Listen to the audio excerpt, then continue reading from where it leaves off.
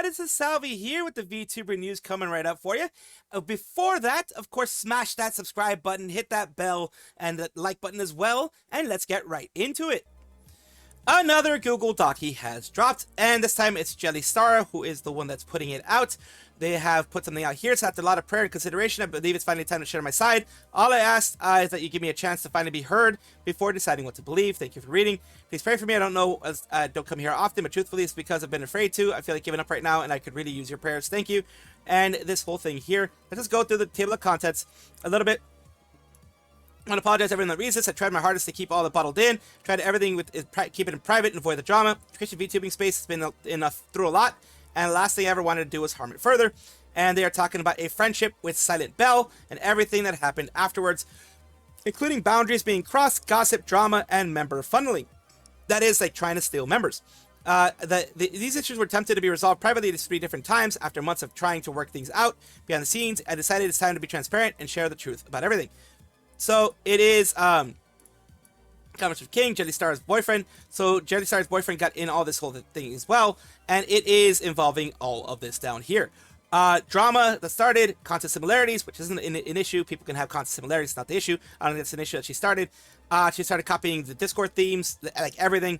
Pushing boundaries as well, not being treated as a friend, kind of being treated more in a, what I'm guessing is more of a business style, more of a way to use them. Crossing boundaries with content, plagiarism, initial confrontation, copying continues, mod drama, final confrontation, member funneling, like trying to get members from them. Final thoughts, Mission Silent Bell, 88, which is the one at the very down here. And Silent Bell is this individual here, which is this person here. This is Silent Bell, a large VTuber, 40.2. They've been having a lot of things here, and they have gone through, and according to this, doing everything exactly the same thing. Doing similar content isn't really a big issue. It's just when you're trying to take away people's actually trying to take people's community away and things like that, it becomes a bigger issue. Because a lot of people have similar content. A lot of people like for example, me doing news is very similar to what falseyed did. And I'm not stealing stuff from falseyed. I'm just doing the same thing as falseyed did. So that is the main thing. So we both learn and grow from this. They do want people to learn and grow. Leaves, we need to remember that all our platforms aren't ours. They belong to, they're doing the whole, they're Christian VTubers, so they mentioned belonging to God. Likes, views, followers, come and go. Characters, how we treat people matter much more. So a personal message there. We're going to go over somebody who went over everything here. Who reviewed everything and took a look at everything and saw how everything was. And hopefully is going to give us a good bit of a rundown so I don't take 30-40 minutes to do the whole thing. And this person is the dawn of everything. Says early phase, friendship began generally positively reciprocal. Bell to privately message King saying they felt drawn to Jelly, wanted to be friends while protecting them from bad apples in the community. Star and Bell did Discord, DMs, joined the same communities, memes, sharing cat photos, all that type of stuff. Friendship grew. The shift copying patterns emerged after the friendly period began. Star notified and noticed he repeated similarities between her content and Bell's. This was an immediate thing. This wasn't like the issue that a lot of people are having is that it wasn't like, oh, it's been years and maybe the content kind of morphed into what it is now. No, this was like within really quickly, like a month or two. It seems like. She started noticing similarities between the content and Bell, started documenting with dates and screenshots. Food blessing, gratitude memes posted with similar framing, timing, milestone celebration posts followed by similar structure, hashtag choices and phrasing aligned closely, Discord server roles, descriptions, everything. This isn't just like, oh, the videos are similar.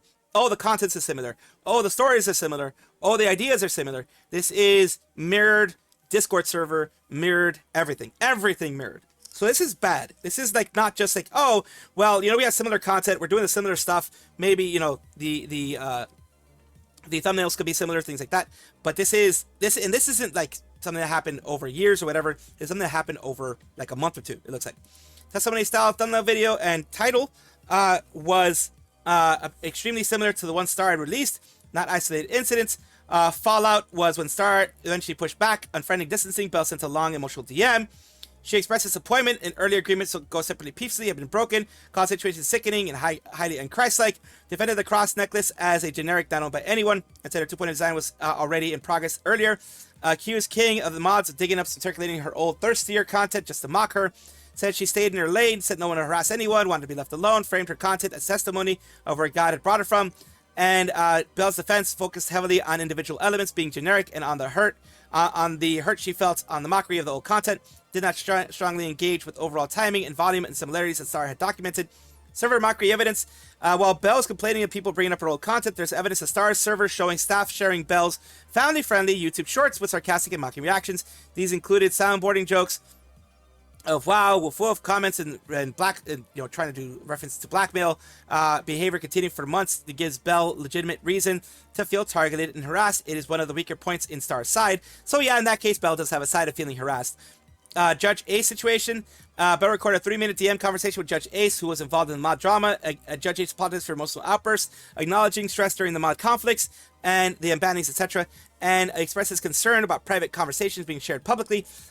Belle presented the evidence to be being reasonable. What it actually shows that emotional reactions and poor communication were happening on multiple fronts with multiple sides, including within Star's own team. It does not disprove the copying timeline or Belle's initial friendly outreach. Star's approach. Star created a detailed Google Doc, 89-page PDF. It is 89 pages, that's why I didn't want to go through it all. With screenshots, server evidence, King's commentary, evidence heavy rather than pure emotional venting, which is good. It usually lends to something better. And also the fact that they don't want, that this is a Google document that doesn't want to vilify the other person, doesn't want people to go and hunt the other person, or stop talking to the other person, or saying things like, oh, if you want to talk, if you want to talk to me, or if you want to have any kind of things with me, you can't have things with the other person. That type of thing. If you haven't, I've seen those, and I've been a victim of those, where people are like, oh, you can think what you want, but if you don't think what I want you to think, then don't talk to me. And if you want to have anything to do with me, then you can't have anything to do with that other person. I've been a victim of those. Early friendship is real. Documented pattern of content and server similarities that emerged during the friendly period. Belle's response is primary defensive, focusing on individual generic elements. And that is the thing there. Addressing broader pattern of timing. Server mockery of Belle's old content was unnecessary and petty. It weakens Star's side. It does weaken the side a bit.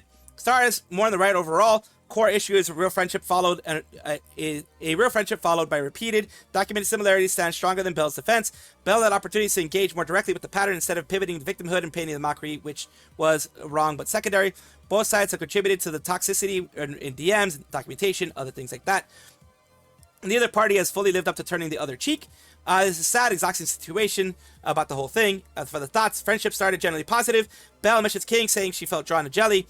Star and Belle had normal, casual DMs, following all these things here, all the things that they were doing, sharing cat photos, etc.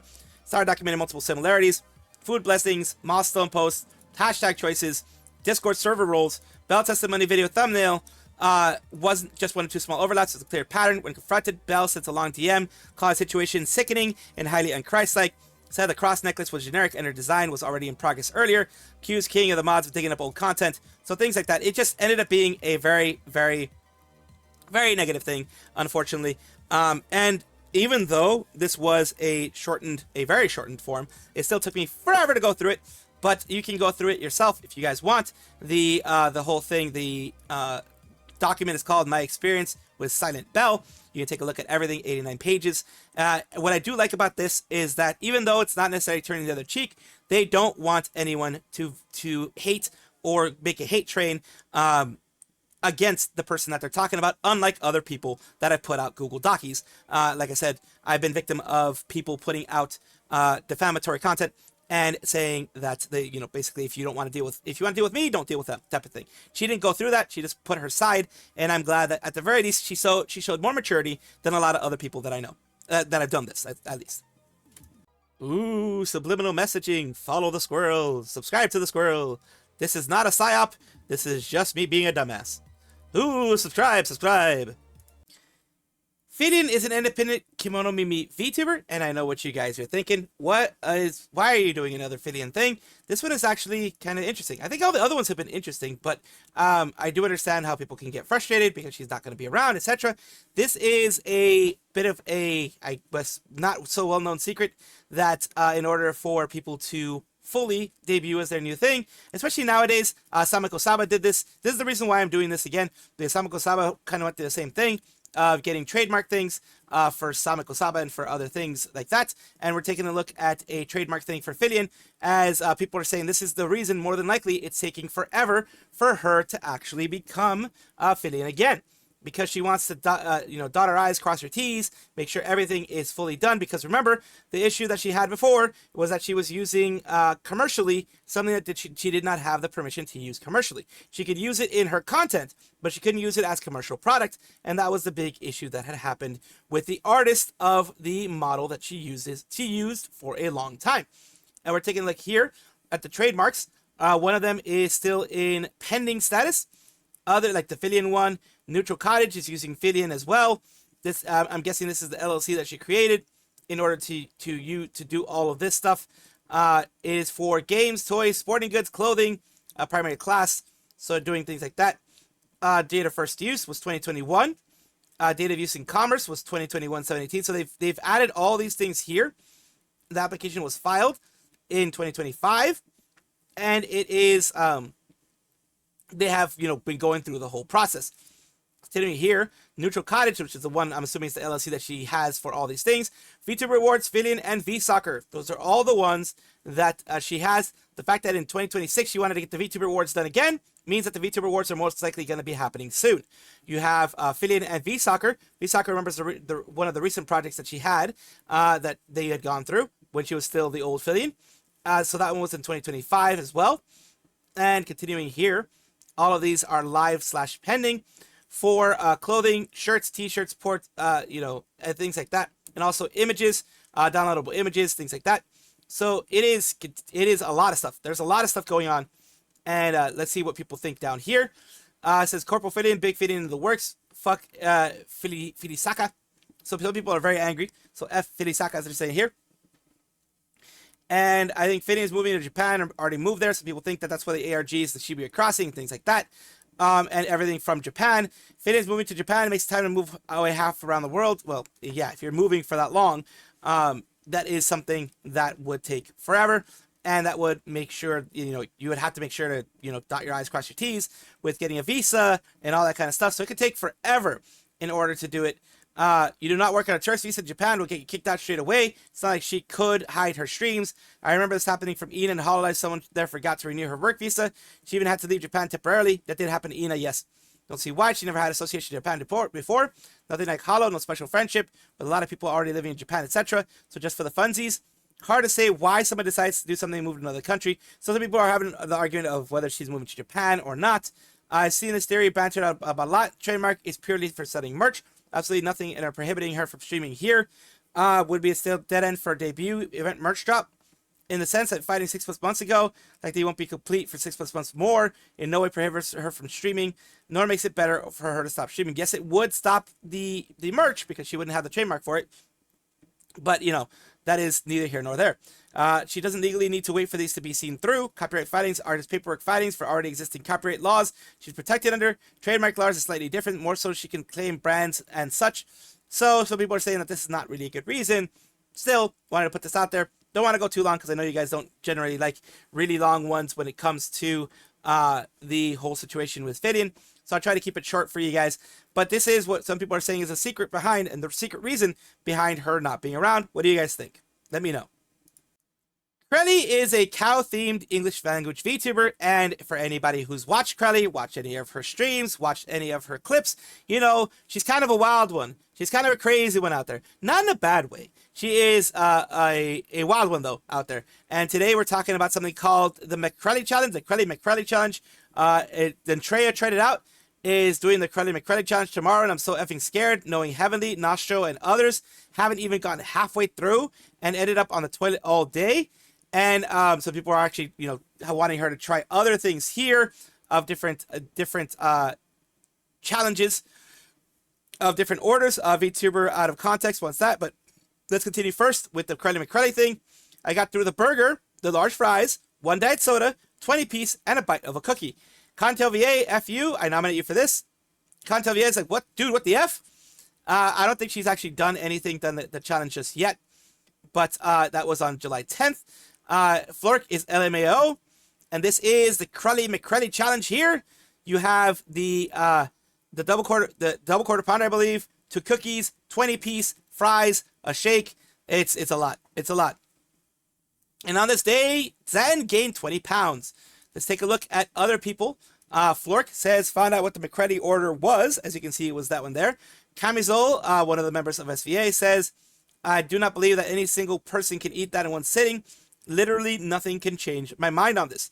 Crelly is just, continuing to be herself. And says, what is this, Flork? What is it, Flork? Ouch, doesn't sound that bad. What's the order? I think my Dunkin' Donuts order was just as weird, to be honest. Large iced coffee, 3 creams, 4 sugar, 6 pumps, raspberry syrup, paired with a toasted croissant, a side of cream cheese, hash browns, and bacon. Put the cream cheese in the croissant and smoosh the hash browns and bacon. That is an interesting one. But Heavenly actually, puts out a little bit more here.